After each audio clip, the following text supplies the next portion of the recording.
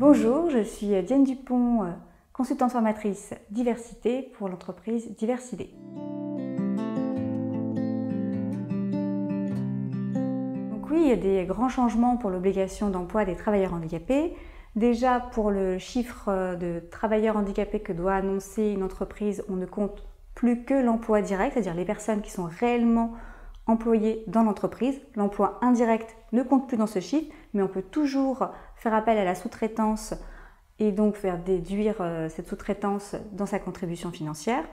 Autre grand changement, les entreprises qui ont des établissements de moins de 20 salariés, avant ces établissements n'étaient pas déclarés, là ils vont être déclarés, ils vont être comptés tout en entier avec tous les effectifs, ce qui fait que par exemple une entreprise de distribution où il y a des petites boutiques avec des établissements de moins de 20 salariés, forcément, ça va augmenter le nombre de travailleurs et donc le nombre de personnes en situation de handicap qui doivent avoir embauché. Il y a beaucoup moins d'actions qui peuvent être déduites de la contribution financière, mais la formation et les sensibilisations sont toujours déductibles. Et en conséquence, un grand big bang, ça dépend pour qui. Pour ceux qui avaient déjà beaucoup de travailleurs en situation de handicap dans leur entreprise, ça ne change pas beaucoup. Par contre, ceux qui faisaient beaucoup appel à la sous-traitance, forcément, ils vont avoir un nombre d'emplois de travailleurs handicapés qui va beaucoup baisser, ce qui va donc augmenter leur contribution financière.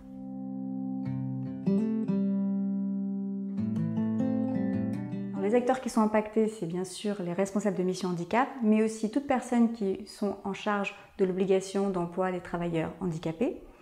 Sont sûrement impactés aussi ou seront sûrement impactés les établissements de services d'aide par le travail, les entreprises adaptés et les travailleurs indépendants handicapés qui pourront moins faire valoir leur avantage d'être comptés dans l'emploi des personnes en situation de handicap.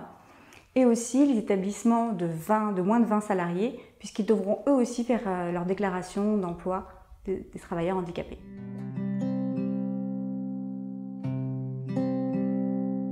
Les modalités pédagogiques qui vont être utilisées, c'est les exposés avec des questions-réponses, des échanges avec les participants, des cas pratiques même que pourront apporter les participants eux-mêmes de leur propre vécu afin de pouvoir répondre à toutes leurs questions. Et bien sûr, la remise d'un support pédagogique pour que les personnes puissent ensuite être autonomes pour tout ce qui est question liée à l'obligation d'emploi des travailleurs handicapés. Et donc n'hésitez pas à vous inscrire à cette formation pour décortiquer tous les éléments que vous avez besoin pour l'obligation d'emploi des travailleurs handicapés.